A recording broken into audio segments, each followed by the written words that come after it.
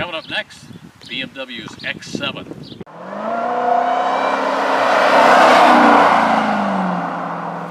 Hey, Mark Savage here. This is BMW's new 2023 X7. This is the mid-range, which is also have a little extra name onto it, which is the M60i. Not sure what that extra means other than this is the middle model. This is a full-size, big SUV, the biggest BMW made, and I mean, the tires alone are almost as tall as I am, so you can see this is a big vehicle. And you know, they've restyled the front end of it a little bit. Again, they keep going back to this the kidney grille, yeah, but a little bit bigger. Yeah, it's not too big. It's not obnoxiously big. Not huge, no. A moderate-sized logo. Got to put the M on there for performance, right? Mm-hmm. You know, good-looking vehicle. I think it's sharp. It's very luxurious and quiet inside, so that's a good thing. Let's take a quick walk around and we'll show you a few things. Other than the giant tires, 22 inches, Paul. And those are not cheap tires. Those are not cheap tires. Those are Pirellis, and they're going to cost you a little bit. I just bought a set, so I'll show you inside there in just a second. But here's our tailgate. A little different. It's split.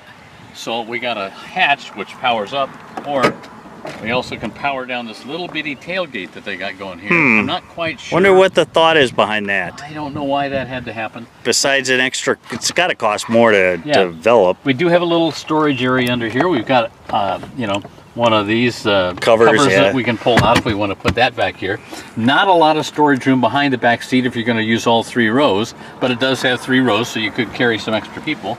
Obviously, we've got all the little power buttons here, right? Here we go. Let's see. Oh, it takes a little while. It's kind of a slow thing. And if that second row seat was look at it moving. Yeah, when the second row seat is there, it moves forward so that can fold all the way down. Now, let's do it over here and see what it looks like over there, if that one's in the way. I think it looks like it's a little further forward. I've heard several people complain that this is pretty slow that this happens, but, you know. Yeah, but really, what's a hurry? It's a first world problem, right? You know, yeah, really, it's like not a big deal. 10 seconds as opposed to what, 20? 20? Yeah, there's also controls up there. I can also control the second row. I can push that forward, right? You know, in case I really want to allow for extra room in there. And then there's some more buttons up here. We'll show you those too.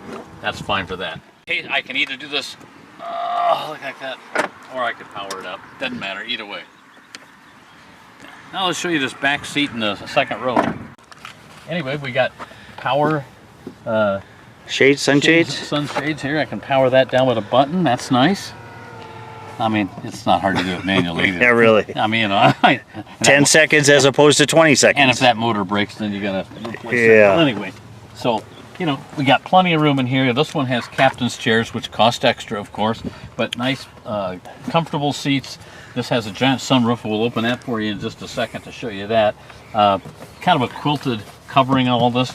You know, I'm sure this is like virgin leather and all that, but we got all sorts of buttons here. That one we can power the seat forward, and we'll come back here, Paul, and show you. Here's some buttons right here. Again, I can press this button, and it takes a second, but whoops, there we go. We'll put that third row seat from right here. So, and then let's see how much room there is back there, right? Oh boy. Oh boy. Do that. First of all, these are pillows. Look at the pillows you got on your headrest there too. We'll show you that in a second. Now we get the old man crawl in the back. The good news is that powers way forward, so that's easy, and that helps that way. Now let's put this back, and we'll see how much room do I have in the back. And these third row headrests do fold down, so that gives you a little better visibility out of the back. You know. Whoop, whoop, whoop. Like a crushing spin. I thought it was going to be real good there for a second. I can get my feet under. That's nice. Actually, there's not bad knee room, but it's a little tight because my feet have to stick clear under that seat. So I would probably prefer that whoever's sitting in this seat scooted a little forward, about like that, so I can actually move my feet when I get back here. But you know, you can certainly take a couple people back here for a little ways. You know, for the soccer moms and dads, that gives you enough to take at least half the team to wherever they're going. So we got 15.6 inch and 15.7 inch rotors on here, discs. Look at the size of that thing, Paul. I mean, that thing is That thing is huge. I just did a brake job on my Durango, and those are tiny compared to those. Oh yeah, I know. This is like I say, this is performance and luxury oriented. So luxury interior, super leather seats, nice and grippy on the sides. That's good. Of course, power everything. Heated front seats are standard. This one adds heated and cooled front and then heated rear seats.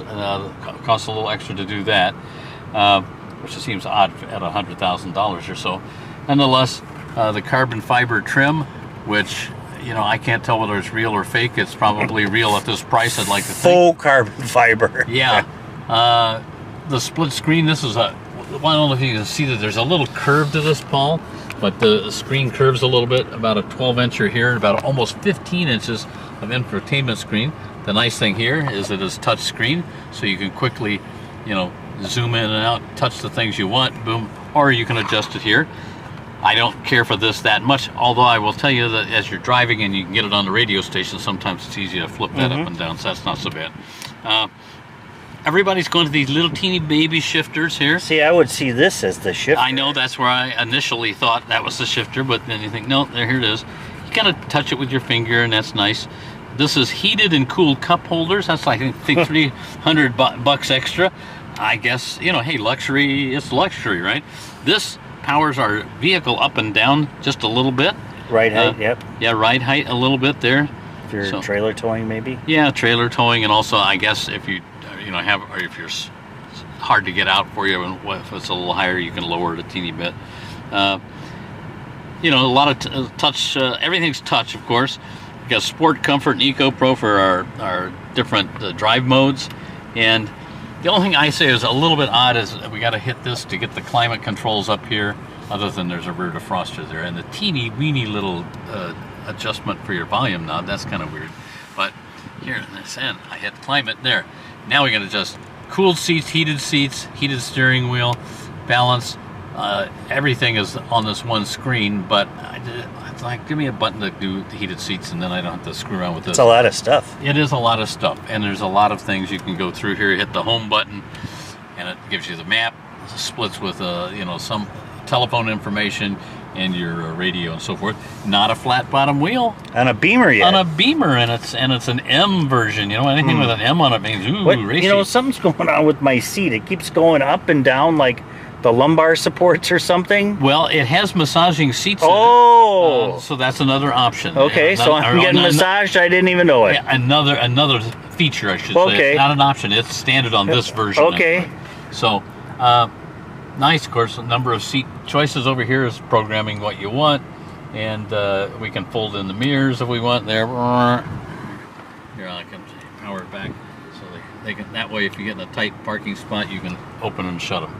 And we forgot to show you the big sunroof, right? This thing goes way back, and there's a little baby sunroof in the back. Massive sunroof. Yeah, look at this massive double sunroof here. Yeah, I like it. And in the back, there's a little one. I love it. Yeah. It's almost like a convertible. But Yeah, so this is the middle version of the X7, and it's got a twin turbo V8. So you can imagine it's got a lot of power. Well, yes, it does. 540 horsepower. Giddy up. So it'll go. And we'll show you that in just a little bit. We'll get on the freeway out here. But a lot of torque too, like 455 or something like that for the torque. So it'll get up and go. If you want to go to the higher version, it's still the twin turbo V8, but that has 631 horsepower, Paul. Even more giddy up. But that's why it costs a lot more money. But anyway, it's quiet, it's calm, it's easy in here. This is a nice ride, smooth ride. They got an air suspension that comes standard on this, and it's a BMW. Is it a sports car? No, because it's not a sports car. But handles real nice. If I switch it into the sport mode here, press my little button, boom, it changes what the dash looks like a little bit, and it really does firm up the steering quite a bit. So you can see, I barely turn this thing, and immediately we start responding and going, in that direction. But I prefer the comfort mode just because it's a little more comfortable ride, and it's a little easier steering, to be quite honest. I'm not driving this as a performance vehicle, so I would just as soon have the steering not be super heavy and more complicated than it needs to be. All right, we're gonna get it on the freeway here and see. We got it in sport mode, and just see how much the 523 horsepower will do for us. Here's the good news, Paul, is we get to wait now for a lot of slow traffic coming at us. Let's hope they're not all getting on the freeway. 1 hour later. 2 hours later. Oh, here we go. Evidently. All right, clear shot. Clear shot.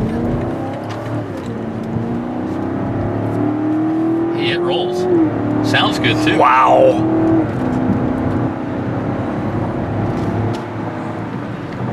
That was only up to over 90, but we got a little shorter ramp here. Yeah, and you gotta dial it back too because of the traffic. Than our usual ramp that we get right. on. But you know, I think you could hear it. That sound is really nice sound, really sharp. And you could feel the acceleration. Yeah, pushed you back in the seat. That's what you want. I mean, you know. Otherwise, I'd just go for the base level, which has like 375 horsepower. Right. And also saves me roughly $20,000. So how bad do you want to go fast? How bad do you want to go fast? You know, are you buying this for luxury or performance? If you go all the way to that Alpina model that has the 631 horsepower, well, that's a totally different world. Well, if you want performance, why are you buying this then? Well, right. You buy a sedan then, or buy one of their Beamer sedans. Well, right. There's lots of other Beamers you can get that are all performance. Right. I mean, you know, they're all luxury too, but nonetheless, some are definitely more performance oriented than this one. But you know, it's you got to have a little bit for everybody. Although I saw recently Ford saying that they were going to cut back more on their models because they don't want to be everything for everybody. Interesting. I mean, I guess you can't be, huh? I guess you can't be and make huge profits. So luxury doesn't come cheap, as we've always said, Paul. The very base X40 version of this starts at about $83,000. But that's the ballpark of luxury full-size SUV these days. You know, consider like a Cadillac Escalade, the Mercedes, the Lexus. All of them are around that $80,000 to $82,000 for a start.